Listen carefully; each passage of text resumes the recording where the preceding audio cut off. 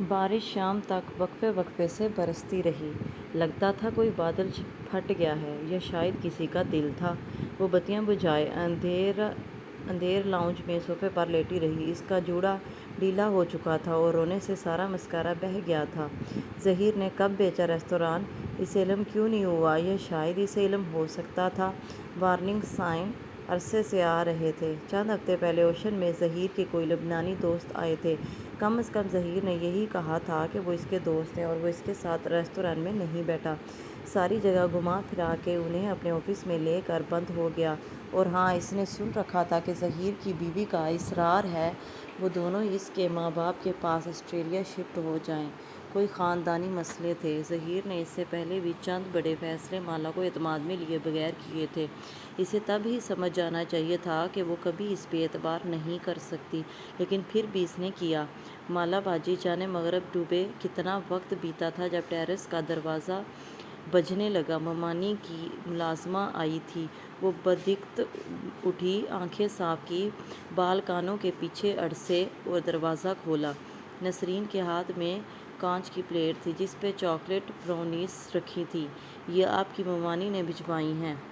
نیچے نگینا آنٹی آئی ہوئی ہیں اور ہاں، آپ کا فون آف ہے۔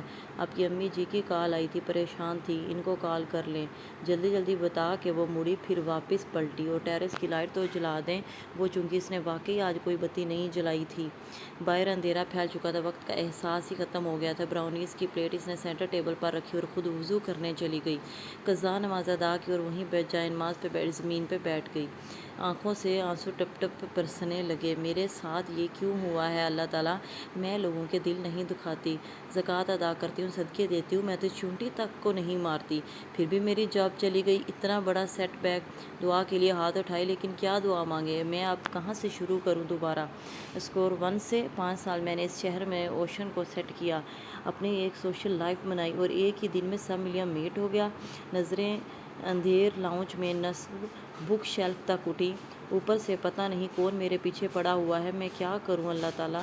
وہ واپس صوفے پر آ بیٹھی، روئی روئی، آنکھیں میز پر رکھی براؤنیز پر جمی تھی۔ صبح تک وہ ایک بہت اچھی جاب کی مالک تھی۔ وہ ایک نیا بزنس پلان کرنے جا رہی تھی۔ اس کے پاس گھر جانے کا وقت بھی نہیں ہونا تھا۔ زندگی مصروف اور پر امید تھی۔ شام ہونے سے پہلے وہ جاب لیس تھی۔ اس نے کھڑکی سے باہر پھیلے اندھیرے کو دیکھا۔ اس وقت وہ ہمیشہ ریستوران میں ہوتی تھی۔ یہ گہما گہمی کا وقت ہوتا تھا، لیکن آج وہ واپس زیرو پر پہنچ کے گھر بیٹھی تھی۔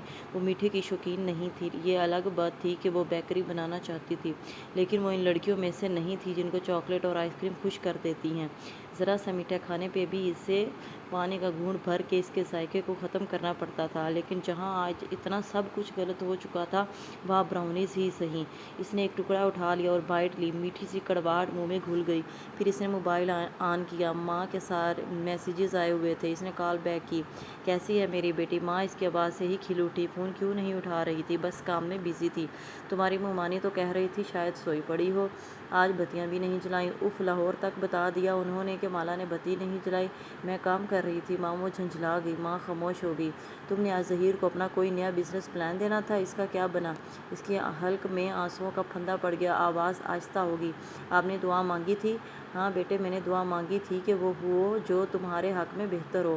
اس نے سڑ کی آواز کے ساتھ گیلی سانس ناک سے اندر کھینچی۔ اصل میں کام نہیں بنا، ظہیر انٹرسٹڈ نہیں ہے۔ آواز کو نارمل بنانے کی کوشش کی، بلکہ وہ شاید باہر شفٹ ہونے کا سوچ رہا ہے، کہہ رہا تھا شاید ریستوران بھی بیچ دے۔ وہ اتنی جلدی اتنی بڑی بات نہیں بتا سکتی تھی، اس میں ہمت نہیں تھی۔ ایک لمحے کے لیے ماں خاموش ہوگی۔ مالا، اس کی آواز ویسی ہی پرسکون تھی، اس نے تمہیں بتائے بغیر ریستوران بیچ دیا ہے نا؟ مالا کی آنکھوں سے زاروں قطار آنسو گرنے لگے۔ اس نے بدقت لبوں پر ہاتھ رکھ کے سسکی اندر روکی۔ کیسے پتہ چل جاتا تھا ماں کو ہر بات کا؟ دفع کرو اس کو، تم گھر آ جاؤ، عیسیٰ کی شادی بھی ہے نا، مل کے اٹینڈ کریں گے۔ انہوں نے بڑے تحمل سے بات بدل دی تھی۔ ماں کو اس کے کام کی کامیابی یا ناکامی سے کبھی فرق نہیں پڑا تھا۔ ان کو بس 2 چیزوں کی فکر ہوتی تھی، ان کے بچوں نے نماز پڑھی یا ان کے بچوں نے کھانا کھایا۔ ماں کی کال بند ہوئی تو کچھ دیر بعد ماہی کی ویڈیو کال آنے لگی۔ اسے معلوم تھا خبر کینیڈا کینیڈا تک پہنچ گئی ہوگی۔ ماں بتا رہی تھی ظہیر نے تم سے پوچھے بغیر ریسٹورینٹ بھیج دیا۔ ایپرن پہنے کچن میں کھڑی ماہی شدید غصے میں لگ رہی تھی۔ چھوٹے بال پونی میں بند تھے اور ہاتھ میں کفگیر تھا۔ اس کے اپنے مسئلے تھے ماہی۔ اس نے ماہی سے آنسو چھپانے کی کوشش نہیں کی۔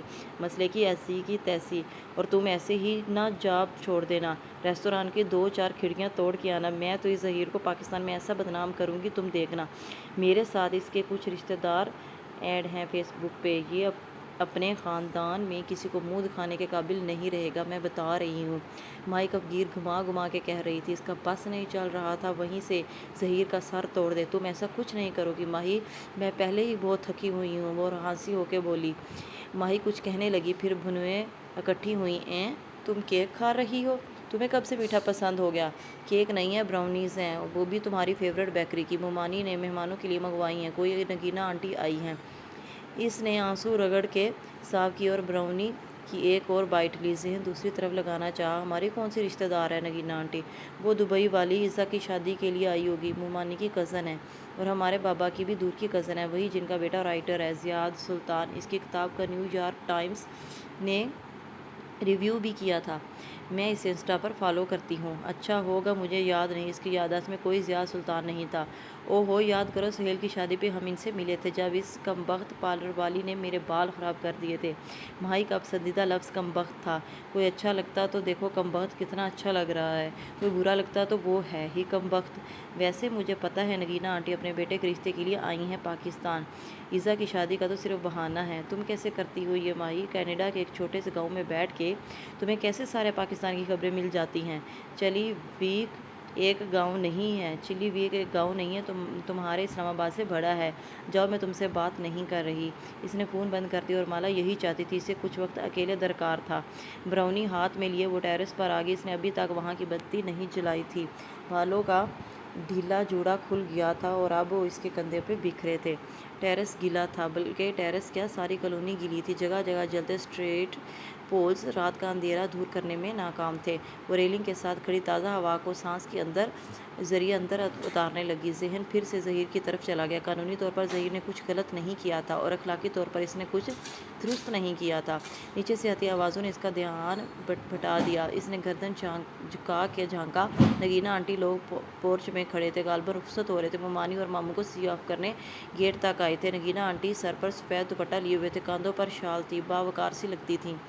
مالا نے بہت عرصہ پہلے ان کو دیکھا تھا۔ ان کے بارے میں ہمیشہ یہی سنا تھا کہ بہت نیک خاتون ہیں، جن کا ایک فرمانبردار سا بیٹا ہے جو اسے یاد نہیں تھا۔ وہی بیٹا اس وقت ماں کے لیے فرنٹ سیٹ کا دروازہ کھولے کھڑا تھا۔ اس کی کش مالا کی طرف پشت تھی۔ اس نے گردن مزید اونچی کر کے دیکھنا چاہا۔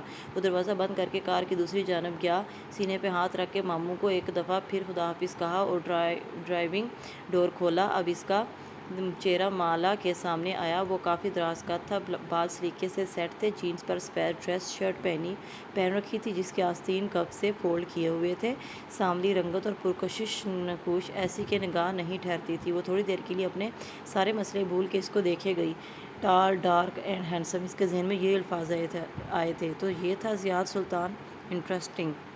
دروازہ کھولتے ہوئے زیاد کی نظر اوپر اٹھی، جیسے اسے احساس ہو گیا تھا کہ کوئی اسے دیکھ رہا ہے۔ وہ جو ایک ہاتھ ریلنگ پر جمائے دوسرے سے براؤنی کھا رہی تھی، گڑبڑا کے جلدی سے پیچھے ہوئی، دل زور سے دھڑکا۔ اف، کتنا برا لگا ہوگا، مگر نہیں، ٹیرس اندھیرے میں ڈوبا ہوا تھا، زیاد کو نظر نہیں آیا ہوگا۔ ہاں ٹھیک ہے، اس نے خود کو تسلی دی۔